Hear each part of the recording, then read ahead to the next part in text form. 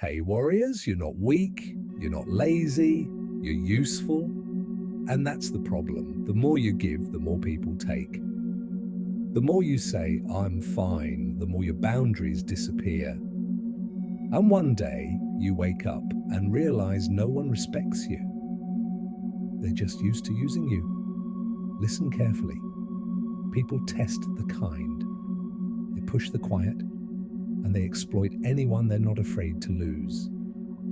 This video is about the moment that stops, the moment you become dangerous to exploit. I want you to drop this affirmation in the comments. I choose respect. Number one, emotional exhaustion is a power leak. Constant usefulness drains your authority faster than anything else.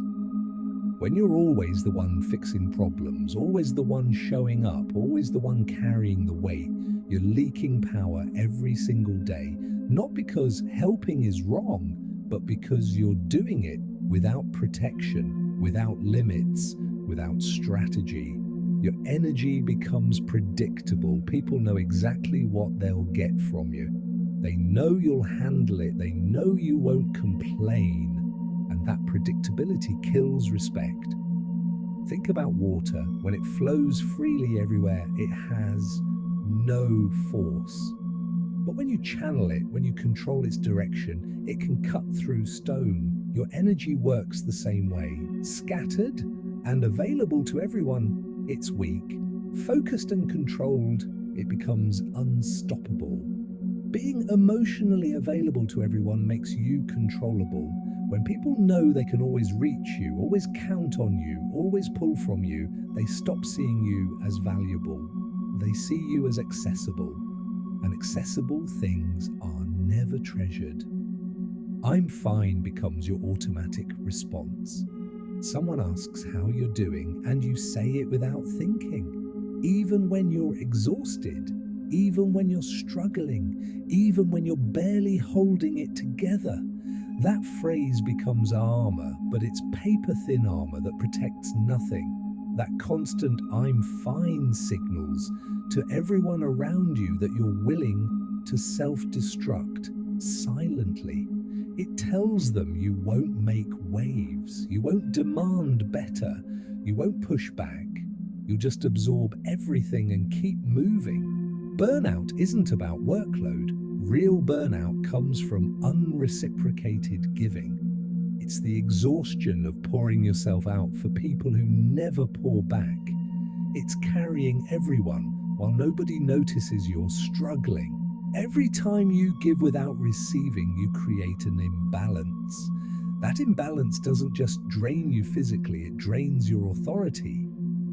People stop asking what you need because they've learned you'll handle yourself. They stop reciprocating because the dynamic has never required it. Energy without control invites extraction. When you make yourself available without boundaries, you're putting up a sign that says free energy here, and people will take. Not because they're bad, but because you've made it easy. Machiavelli once said, men are driven by two principal impulses, either by love or by fear. When people feel neither love nor fear in their treatment of you, when there's no appreciation and no consequence, you become invisible, useful, but invisible. The moment you start controlling your energy output, everything shifts. When you become selective about where your effort goes, people notice. When you stop being available to everyone all the time, your value rises. Your emotional exhaustion isn't weakness, it's data. It's telling you the current system isn't sustainable. It's telling you that giving without limits only creates takers without gratitude. Number two, the nice person trap. Excessive kindness often hides a strategy you're not even aware of. Deep in your mind, there's an unconscious deal. If I give enough, they'll value me. If I'm helpful enough, they'll respect me. If I sacrifice enough, they'll finally see I matter. But you're the only one who agreed to that deal. The other person never signed this contract. They never promised to value you more because you gave more.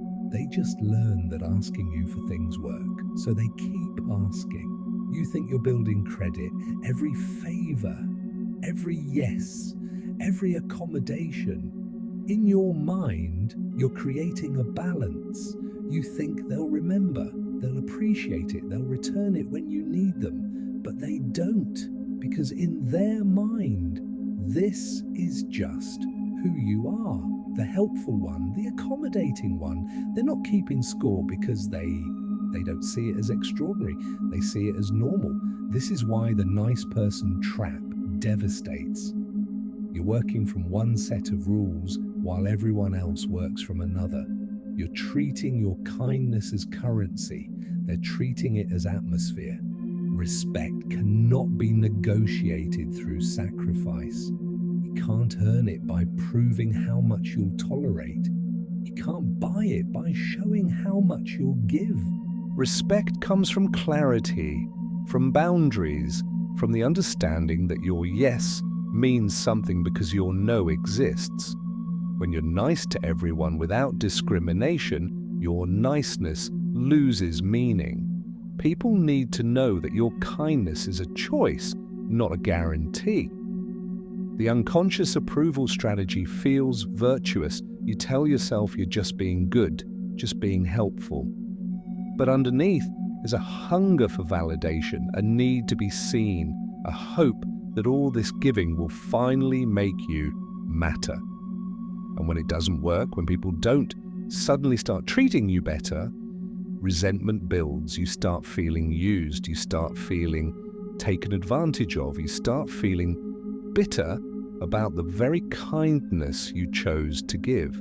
Unspoken contracts create silent resentment and public weakness.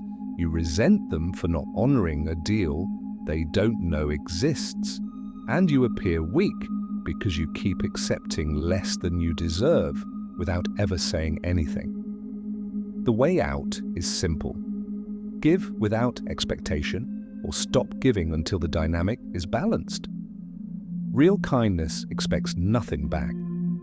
Strategic kindness that pretends to expect nothing creates poison in your mind. Drop this affirmation in the comments. My worth needs no proof. Number 3, no boundaries, no consequences, no respect. People will test you, always, not maliciously, not even consciously. They'll push to see where the line is. They'll ask for more than they should. They'll cross small boundaries. They'll see what they can get away with. This is human nature. We test limits to understand the structure of our dynamics. And if there are no limits, we keep expanding. You set a boundary. You say, I can't do this, or this doesn't work for me, or I need you to stop that. They hear you, they even agree, and then they do it again, and you let it slide.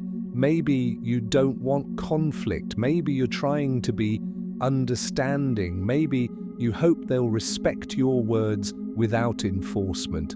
They won't.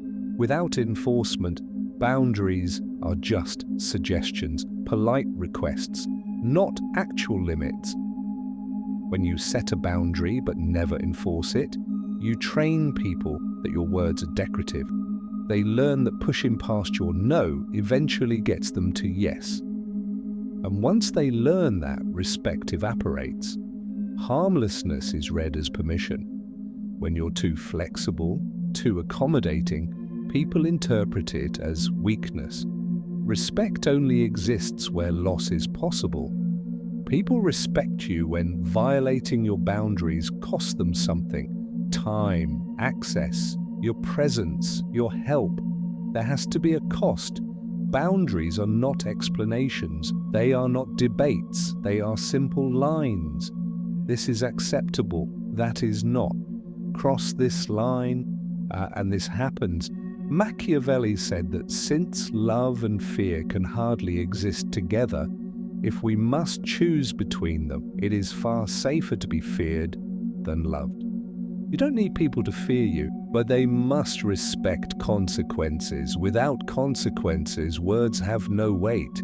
The moment you enforce one real boundary, everything changes. People recalibrate. They realize your limits are real, and respect emerges naturally.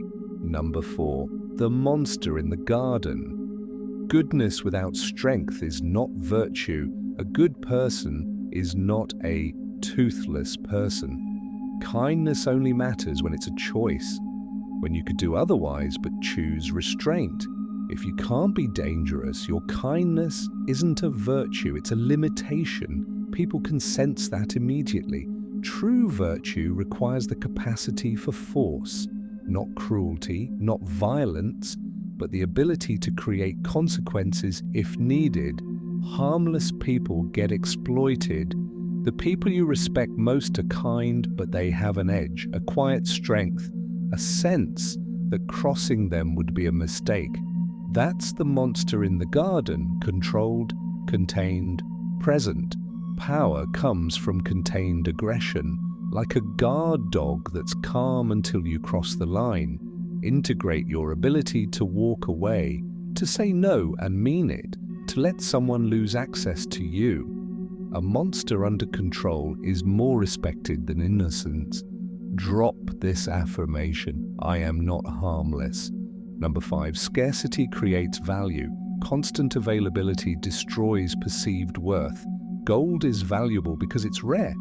Water in the desert is priceless. Water from your tap is ignored. When you're always available, people treat you like tap water. Scarcity rewires perception. When your time isn't guaranteed, your value rises. This isn't manipulation, it's psychology. Abundance is ignored. Rarity is chased. Pulling back is leverage. Machiavelli said, "Everyone sees what you appear to be. Few experience what you really are." Appear selective. And people treat you as valuable. Number 6, silence, withdrawal, and non-reaction as power. The less you say, the more your words weigh. Explaining weakens authority. Justification invites negotiation. Say no, then stop talking. Silence forces recalibration. When you withdraw calmly, power shifts. Power speaks least. Drop this affirmation. My silence speaks volumes. Number 7, emotional autonomy. If someone can move you emotionally, they can control you. Stop managing other people's emotions. Guilt, anger, disappointment only work if you let them. Become emotionally neutral, calm, unreactive. Machiavelli said the lion and the fox are both necessary. Emotional autonomy makes you both. Number 8, aggression is not violence. Aggression is forward force. Violence is chaos. Boundaries require firmness. A calm, unapologetic no is power. Stillness plus certainty equals intimidation. Drop this affirmation. My no is final. Number 9, identity shift from helper to architect. Helpers are consumed. Architects are consulted. Stop proving value. Assume it. Build something. Move with purpose. Machiavelli said circumstances change. You can change with them. Number 10, becoming the villain by choice. Some people will call you selfish. Let them. Indifference is freedom. The ability to walk away is ultimate power. Drop this affirmation. I honor myself first. When you apply these lessons, everything changes. You stop explaining. You stop apologizing. You move slower. You speak less. You observe more. People stop using you. They start respecting you. You're no longer safe to exploit. You're not weak. You're not selfish. You're done being a free resource. And that's when everything changes. If this resonated, like, share, and subscribe. You're not here to be used. You're here to be respected.